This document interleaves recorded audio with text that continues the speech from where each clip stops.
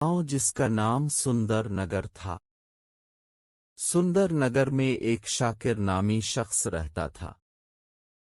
इसके दो जुड़वां बच्चे थे।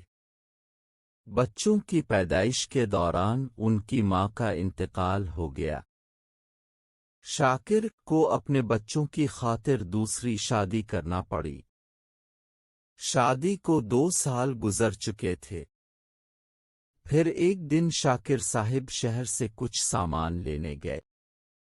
रास्ते में शाकिर साहिब का अचानक एक्सीडेंट हो गया। शाकिर साहिब अल्लाह को प्यारे हो गए। उनकी बीवी ने ये सोचा मैं अब इन दोनों बच्चों की परवरिश क्यों करूं। ये मेरे कुछ नहीं लगते, ये सोचकर इसने बच्चों को एक अनजान रास्ते पर छोड़ने का फैसला किया। इसके बाद वो एक अनजान रास्ते पर पहुंची। उसने रास्ते को दोनों तरफ से देखा कि कोई आ तो नहीं रहा। वो ये देखकर मुतमईन होगी कि इसको किसी ने नहीं देखा। उसने बच्चों को उधर छोड़ा और चली गई। बच्चों का रो रो कर बुरा हाल हो रहा था। इस जगह से एक ठेले वाला गुजरा। उसने वहां बच्चों को अकेले देखकर बड़ा हैरान हुआ। उसने सोचा इनमें से एक बच्चे को अपने साथ ले जाता हूं, पर वो दूसरे बच्चे की वजह से परेशान था कि अचानक उसने सामने से एक कार को आते देखा। वो फौरन चौंक गया। कार वाले की नज़र जब बच्चे पर पड़ी तो वो इसको देखकर बहुत खुश हुआ। उसने सोचा कि मैं इस बच्चे को अपने घर ले जाता हूं। मेरी बीवी इस बच्चे को देखकर बहुत खुश होगी।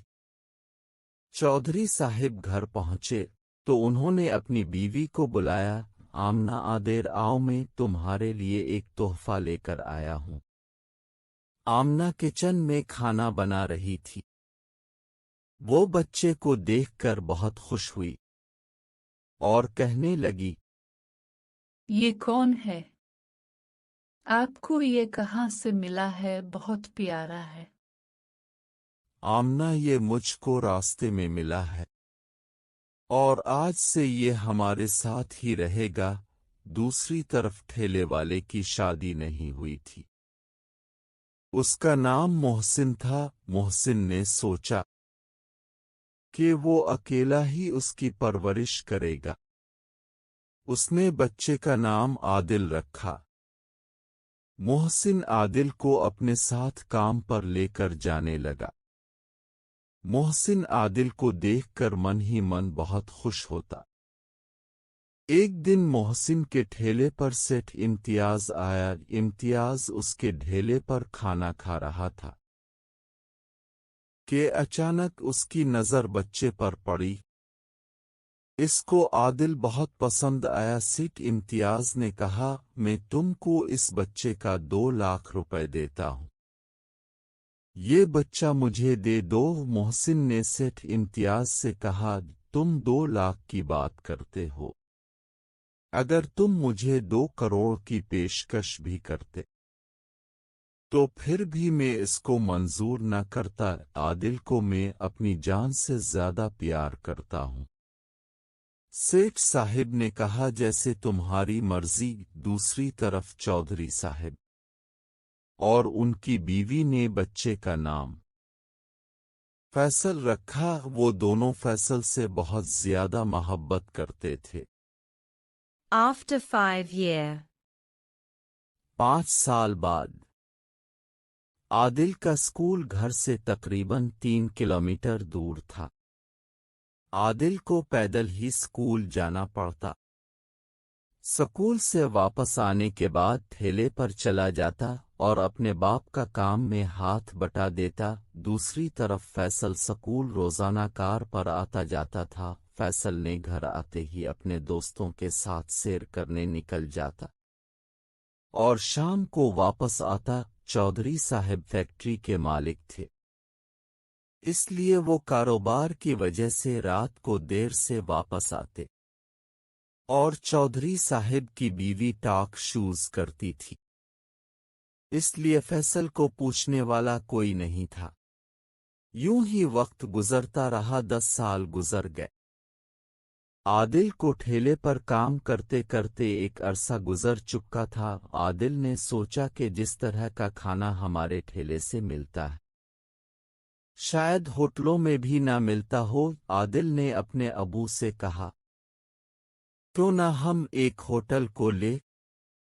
محسن نے کہا، بیٹا بات تو تمہاری ٹھیک ہے، پر ہم اتنے پیسے کہاں سے لائیں گے؟ عادل نے کہا، ابا جان جو پیسے اپنے جمع کیے وہ کتنے ہیں؟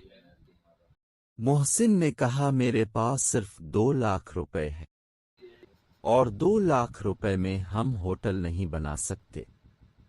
عادل نے کہا، رینٹ پر کوئی جگہ لے کر ہم ہوٹل بنا لیتے ہیں۔ محسن نے عادل کو کہا، یہ کام میں تم پر چھوڑتا ہوں، میں تم کو 2 لاکھ دے دوں گا۔ دوسری طرف فیصل نے اپنے باپ سے کیا، پاپا جی اب مجھے 50 لاکھ روپیہ دے دیے، میں ایک موبائل کمپنی بنانا چاہتا ہوں۔ چودھری صاحب نے 50 لاکھ روپے دے دیے۔ کچھ مہینوں بعد فیصل کا دوست چودھری صاحب کے آفس آیا۔ چودھری صاحب نے کہا، او بیٹا کیا حال ہے؟ گھر میں سب ٹھیک ہے؟ جی جناب سب ٹھیک ہے۔ آپ کے بیٹے نے مجھ سے 10 لاکھ روپے ادھار لیے تھے جو ابھی تک واپس نہیں کیے، 2 مہینے ہو گئے ہیں۔ فیصل نے تم سے کیوں پیسے لیے ہیں اور تم نے کیوں دیے؟